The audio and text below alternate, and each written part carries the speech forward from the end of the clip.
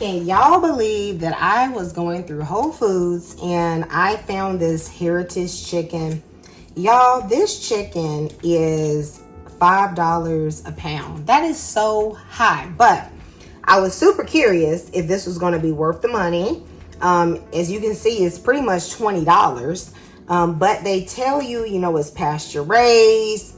I don't believe the vegetarian diet thing. Well, I do believe they're being fed a vegetarian diet, but I actually don't think that's healthy because chickens are really omnivores. But they say this breed of chicken, it's called Poulet Rouge. This is supposed to be like a French red form chicken, is apparently tastier than other chickens. And the skin is apparently really crispy. I got really curious and was like, you know what? Let me just bite the bullet and check this chicken out. Okay. So it does come with the livers and the neck, which I'm definitely saving and eating. Okay. At this price. Okay. You eating all of the chicken. The chicken's actually fairly clean. There is a few feathers, which I'm going to address. If you've ever had bougie chicken, y'all, $5 a pound, pasture-raised chicken, let me know. Tell you this, though, right off the bat, I can see in the water, there's definitely not nearly as much that's coming off as what typically comes off when I cook like a typical chicken, okay? There's not even really that yellow film on it, to be honest with you. I'm going to use some paper towels and I'm going to dry this really well. If you wash your meat in your sink, you got to clean your sink. That is a big must. I'm going to prep some vegetables to go with my chicken. I'm going to roast the chicken today. So I'm using purple potato. I think this is a really beautiful potato. Isn't that just the most beautiful color?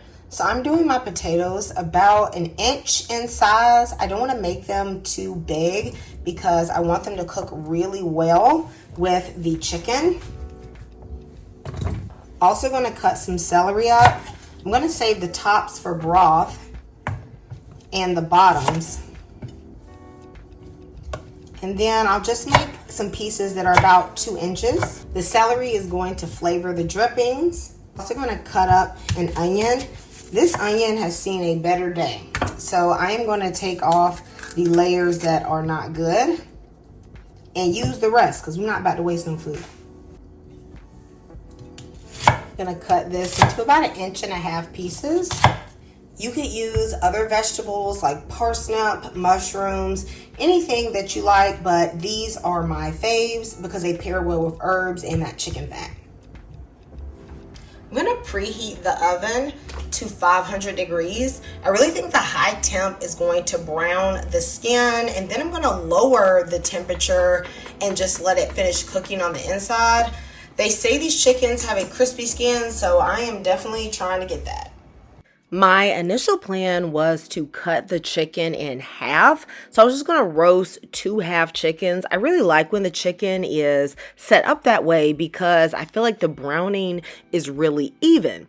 However, guys, this chicken has the strongest bones I have ever encountered of any store-bought chicken. So I really could not, well, first of all, I could barely get through the back because even the backbones were really strong. But I definitely could not get through that bone that is under the breast. So maybe that's the breastplate. It was way too firm. Also, even when I was eating the chicken, like after it was done roasting, y'all, I be nibbling on chicken bones. That's just a habit that I picked up when I used to live in Africa. But y'all, let me tell you. These chicken wing bones, chicken leg bones were the strongest chicken bones I've ever encountered. They were so firm, I couldn't even really chew them. Because I want the true taste of the chicken to come out, I'm going to try and keep the seasonings fairly simple. So, of course, I'm going to use a little bit of olive oil.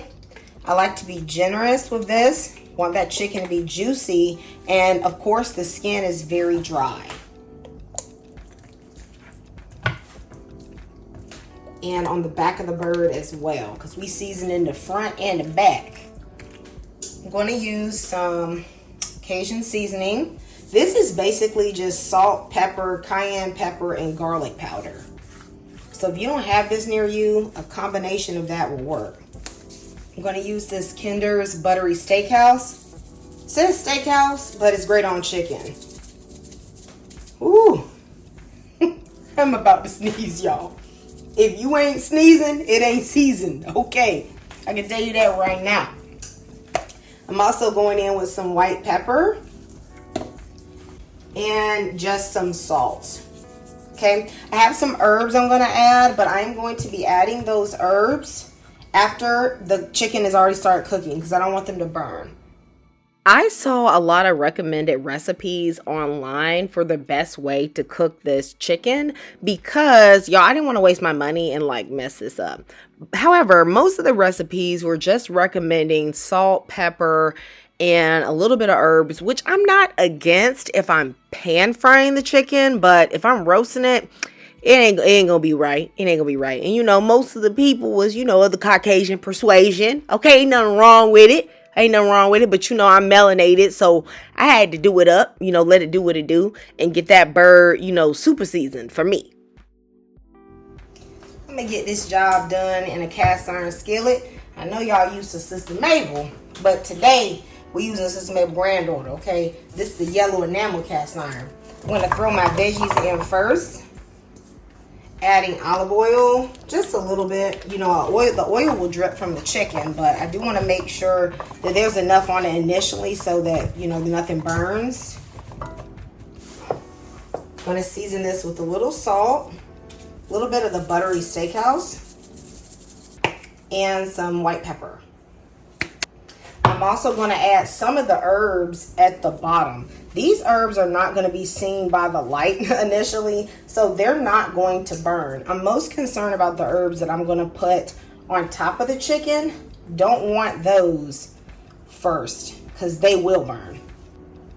Also got some random lemon that was in my fridge. It's seen a better day, okay? But it's going to see its last day in this skillet. Let's add the bird. Look at this beautiful bird.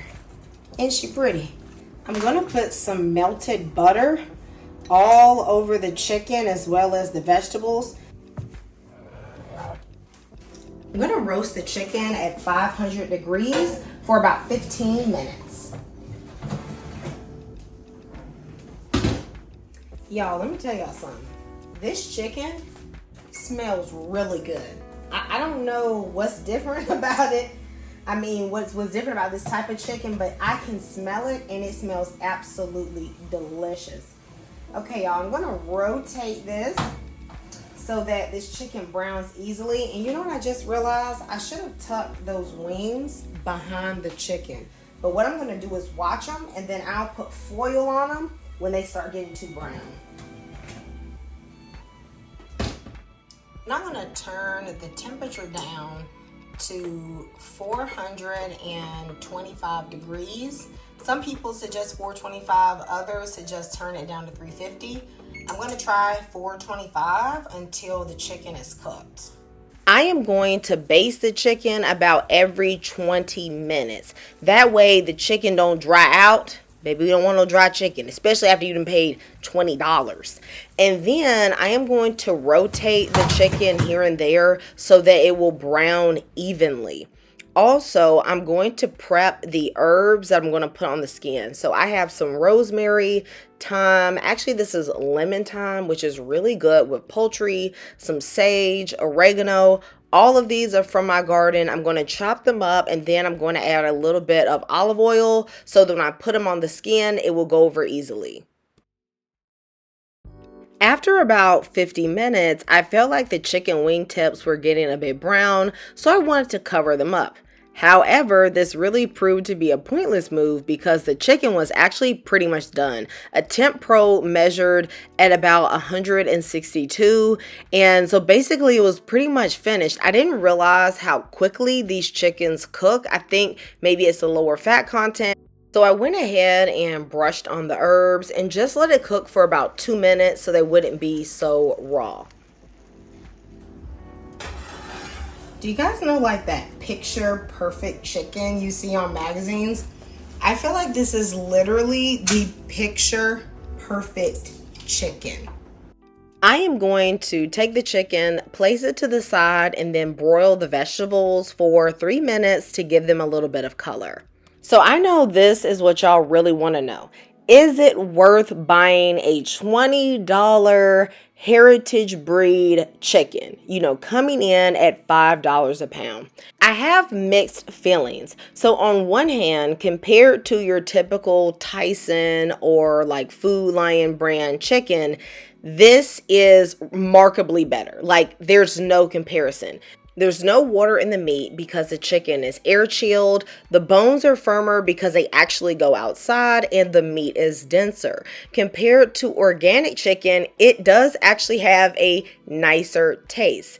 I think this chicken would be good for a special occasion, as I feel like the price point is just a bit much. The taste is definitely delicious, but you guys let me know what you think in the comments, and I'll see you next time. Goodbye.